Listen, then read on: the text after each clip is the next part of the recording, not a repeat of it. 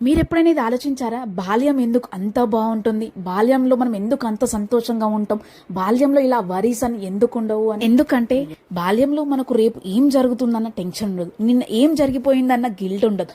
ఈ రోజు మనం ఎంజాయ్ చేస్తున్నాం లేదా, ఈ రోజు బాగా ఆడుకున్నాం లేదా, ఈ రోజు డేని ఫుల్ గా ఎంజాయ్ చేసామా లేదా, సంతృప్తిగా ఉన్నాం లేదా అని మాత్రమే ఉంటుంది. మనం పెద్దగా అవుతున్న కొద్దీ రేపటి పైన ఆశ పెరుగుతుంది. జరిగిపోయిన కాలంలో ఇది చేయలేకపోయామా, అది చేయలేకపోయామని పాస్ట్ లో ఉన్న గిల్ట్ తోని, ఫ్యూచర్లో ఉన్న ఆశతోని ప్రజెంట్ డేని మనం చాలా పాడు చేసుకుంటాం. ప్రజెంట్ డేలో మనం ఎంజాయ్ చేయలేకపోతాం. మనం గుర్తించాల్సింది ఏంటంటే డబ్బు ముఖ్యం కాదు, చాలా విలువైనది ఏంటంటే సమయం.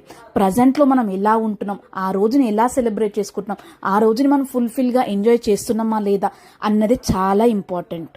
నేనేమంటున్నానంటే సంతృప్తి అనేది చాలా ఇంపార్టెంట్. జీవితంలో సంతృప్తి అనేది లేకపోతే మనం ఎంత సాధించినా వేస్టే. నేనేమంటానంటే పాస్ట్లో జరిగిపోయిన వాటి గురించి ఆలోచిస్తూ గిల్ట్ ఫీల్ అవ్వడం చాలా వేస్ట్. అలాగే ఫ్యూచర్లో చాలా ఆశలు పెట్టుకొని ఇప్పుడున్న టైం అంతా వేస్ట్ చేయడం కూడా చాలా వేస్ట్ అనమాట.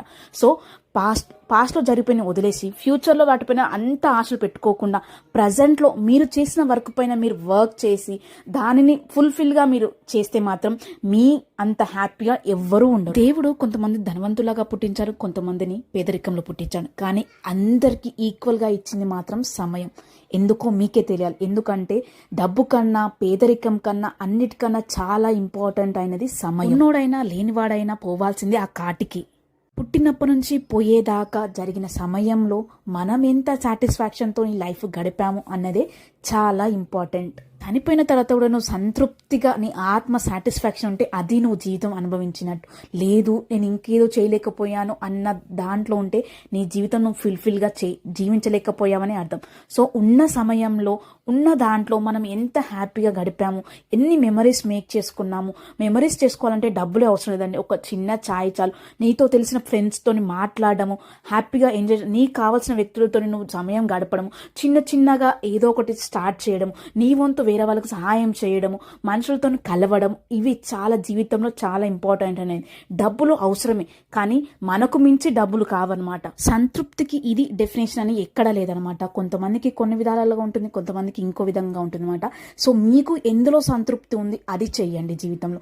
ఎందుకంటే టైం అనేది ఎప్పటికీ మళ్ళీ తిరిగి రానిది అండి. సో ఇప్పుడు ఇది చేయలేకపోయాని, అది చేసుంటే బాగుండేదే అని మీకు గిల్ట్ లేకుండా మీరు ఏం చేయగలుగుతారో మీకు సంతృప్తి దాంట్లో కొంచెం మనం మీరు ఈరోజు ట్రై చేయండి. ఈ ట్రై చేస్తూ పోతూనే ఏదో ఒక రోజు మీరు ఫుల్ఫిల్గా దాన్ని ఖచ్చితంగా సంతృప్తి చెందుతారనమాట. లైఫ్ అనేది చాలా ఇంపార్టెంట్ అండి. బాల్యం తిరిగి రానిది, కానీ మన ఆలోచనలతో బాల్యంలో ఉన్నంత సంతోషంగా మనం జీవితం అంతా ఉండొచ్చు.